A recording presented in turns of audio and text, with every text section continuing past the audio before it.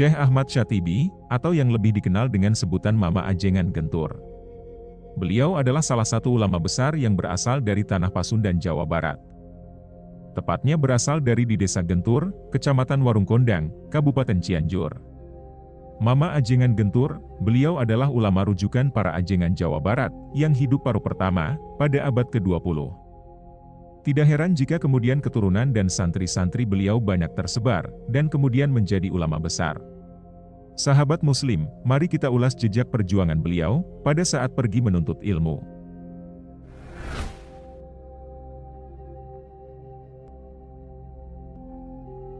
Dari Syekh Ahmad Emet, atau Mama Cimasuk Garut, bin Syekh Muhammad Rusdi. Waktu saya mengunjungi Mama Gentur, beliau mengisahkan. Dulu ketika Mama menginginkan punya ilmu yang besar, tapi Mama bingung, memilih guru untuk ngaji kemana. Akhirnya Mama berangkat ziarah ke makam Habib Husain bin Abu Bakar Al-Aidrus, atau Wali Luar Batang, Jakarta. Di situ Mama membaca sholawat sebanyak 4.444 kali, dan tamat sebanyak 44 kali dalam waktu 8 bulan. Kemudian Mama bermimpi ketemu dengan Wali Luar Batang dan berkata, "Kalau kamu benar-benar mau punya ilmu yang besar, segeralah pergi ke daerah Garut." Kemudian Mama Ajengan Gentur berangkat, dan mencari guru, untuk menuntut ilmu ke daerah Garut.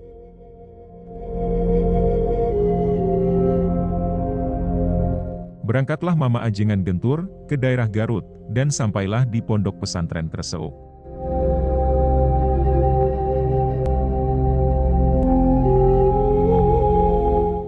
Pada saat bertemu Mama Ajengan Kreseuk, Mama Kreseuk berkata, "Kalau Ananda mau punya ilmu yang besar, besok Mama antar ke paman Mama, yaitu pangersa Mama Ajengan Muhammad Adzroi di Bojong. Sebab pada waktu sekarang ini, para sepuh yang punya ilmu yang besar di tiap kabupaten, kebanyakan yang nyantri ke paman Mama, yakni Mama Ajengan Adzroi." Lalu Mama Ajengan Gentur menginap semalam di Kreseuk, kemudian besoknya berangkat, dan diantarkan ke pesantren Bojong.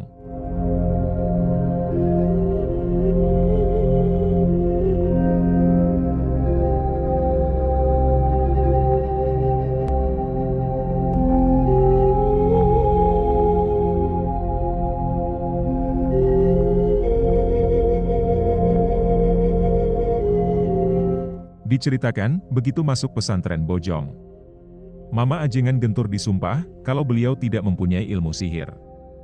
Kemudian Mama Ajengan Gentur, melaksanakan sumpahnya, bahwa beliau tidak mempunyai ilmu sihir.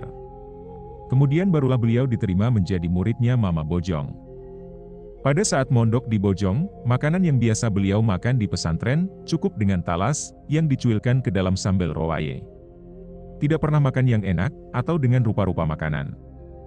Lalu ketika mendapati masalah kitab yang susah difahami, Mama Ajengan Gentur menghadiahi mualifnya, dengan makanan dan aurat sholawat. Hanya dalam waktu 40 hari di pondok pesantren Bojong, Mama Ajengan Gentur, sudah menghafal kitab Yaqulu, Kailani, Imriti, Alfiyah, Samarkondi, dan Jauhar Maknun.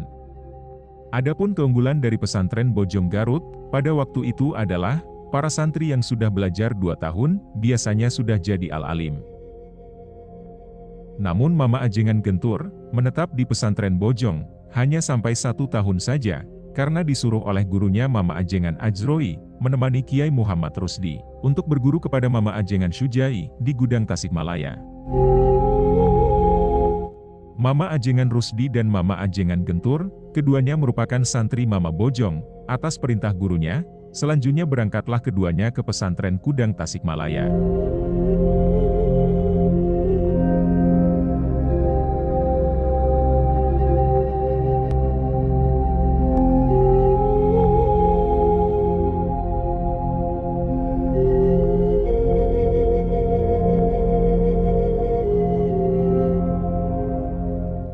Menurut penuturan Mama Gentur, ketika Mama Ajengan Gudang sedang mengajar di hadapan Kiai Rusdi, dagu dan badan beliau gemetar, dikarenakan sungkan akan ilmunya Kiai Rusdi. Bahkan Mama Gudang berkata kepada Mama Gentur, "Katakan ke Kiai Rusdi segeralah mukim. Bukankah Kang Adzroi pun sudah menyuruhnya dan sudah ada dalam ridho guru?" Kemudian Mama Gentur menyampaikan amanat dari gurunya Mama Ajengan Gudang, kepada Mama Ajengan Rusdi, namun tetap saja, ayah dan kakeknya Ajengan Rusdi belum menyetujuinya. Kemudian setelah mondok di Mama Gudang, Ajengan Rusdi melanjutkan mondoknya ke Syekh Muhammad Shoheh Buni Kasih Cianjur, yang disebut Badul Ikhwan oleh Syekh Ibrahim Al-Bajuri dalam kitab Tizan. Syekh Muhammad Shoheh Buni Kasih Cianjur dan Mama Adzroi Bojong adalah teman sepondok sewaktu ngaji di Syekh Ibrahim Al-Bajuri. Sedangkan Mama Gentur terus mondok di Gudang Tasikmalaya hingga 9 tahun lamanya.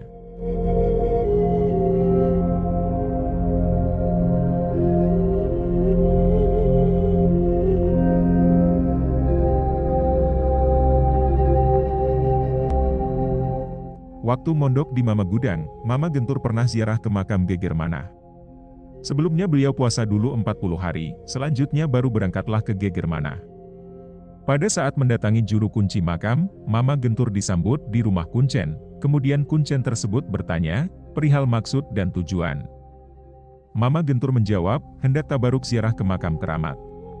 Kemudian diantarlah beliau ke makam keramat tersebut.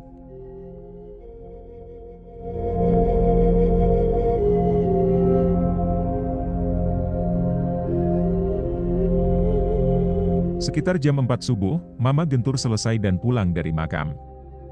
Lalu kembali ke tempat kuncen dan kuncen tersebut menjamunya. Selesai makan, Mama Gentur bertanya kepada kuncen, "Mang, malam tadi ada hujan gak kesini?" "Ah gak ada," jawab si kuncen. "Memangnya, ada apa Ajengan?" "Waktu saya ziarah tiba-tiba ada hujan yang besar sekali, lalu ada petir disertai angin yang sangat kencang. Saya melihat pohon yang amat besar menunduk-nunduk ke tanah, seperti mau runtuh." Lalu kuncen tadi bertanya lagi, "Terus ada apa lagi Ajengan?" Mama Gentur menjawab, "Saya tidak sanggup menceritakannya. Di malam itu," kata penduduk kampung, "terdengar suara ayam berkokok yang terdengar jelas oleh semuanya. Sedangkan di kampung itu tidak ada yang punya ayam yang berkokoknya seperti itu. Semuanya kaget kemudian menyelidiki dari mana asal suara ayam itu, dan setelah ditelusuri, ternyata mereka yakin suara itu berasal dari bukit, tempat makam yang disiarahi oleh Mama Gentur."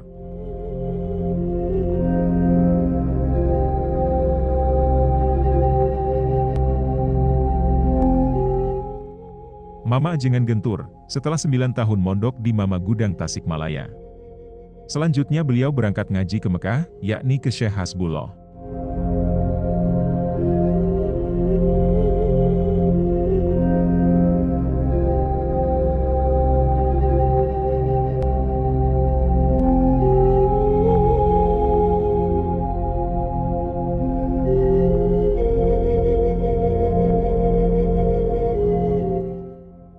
Diriwayatkan, pada saat di Mekah, Mama Ajengan Gentur mengaji kepada Syekh Hasbullah.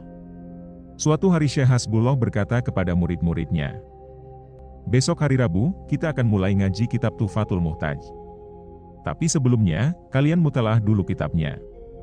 Lalu hasil mutalahnya, tuliskan dalam buku masing-masing. Besok semua harus hadir, dan bawalah hasil tulisan tersebut." Esok harinya Syekh Hasbullah memeriksa buku-buku muridnya. Ketika melihat buku tulisan Mama Gentur, Syekh Hasbullah tertegun, kemudian beliau memisahkan buku Mama Gentur, dan melanjutkan pemeriksaannya. Setelah selesai, Syekh Hasbullah berkata, "Ngaji Tuhfah batal, sebab gak pantas Syatibi ngaji kepada saya. Bahkan seharusnya saya yang ngaji ke Syatibi. Perihal yang belum saya mutalaah, tetapi dalam buku Syatibi sudah ada. Saya gak sanggup mentaswirkan kitab di hadapan Syatibi." Akan tetapi semua muridnya, termasuk Mama Gentur, meminta untuk diteruskan, barulah Syekh Hasbullah bersedia, walaupun hanya lafaznya sampai tamat. Kata Mama Gentur, ilmu yang dipakai mutalaah kitab Tuhfah tersebut, adalah sebagian ilmu yang diterima Syekhuna Bojong. Inilah ciri, alamahnya Syekhuna Bojong Garut. Sewaktu di Mekah, Mama Gentur suka sholat di depan Baitullah. Dan para askar sudah pada tahu, dan memberi isyarat kepada jamaah yang lainnya, supaya ada tata hormat kepada beliau, sembari berkata, "Hadza, ulamaul Jawa."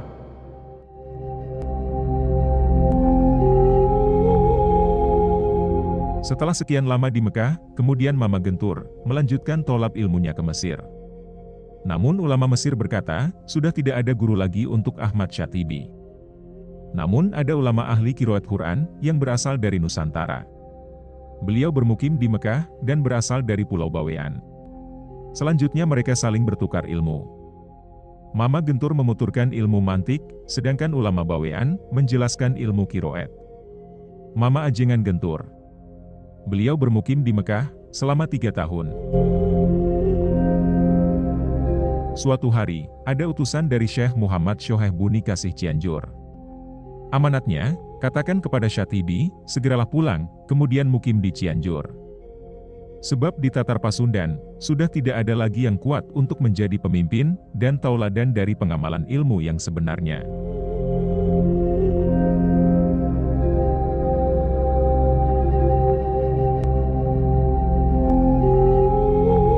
Kemudian Mama Gentur pulang ke Cianjur. Dan melanjutkan tolab ilmunya kepada Syekh Shoheh Buni Kasih. Selanjutnya Mama Gentur mukim di Gentur.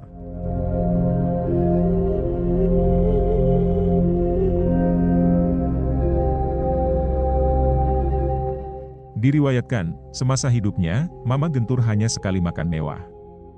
Yakni makan dengan pepes burayak, atau pepes ikan kecil. Itu pun dari empang beliau sendiri. Lalu satu waktu, tidak biasanya ikan kecil itu berkembang menjadi banyak. Akan tetapi, beliau memanggil pekerjanya agar kolam itu dilubangi. Tujuannya supaya ikan-ikan itu pergi dari kolam. Alasannya, takut jika itu menjadi istidroj, lupa diri. Beliau mengatakan, "Saya sadar diri, belum bisa ibadah."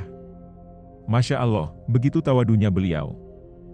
Selebihnya beliau tidak pernah makan enak, sebagaimana keadaan beliau, sewaktu nyantri di pesantren. Diriwayatkan, beliau pernah diundang makan-makan oleh saudagar kaya raya di Cianjur. Segala makanan dan minuman disediakan. Namun yang beliau makan, hanya sedikit nasi, yang dicuilkan ke garam saja, begitulah menu beliau makan.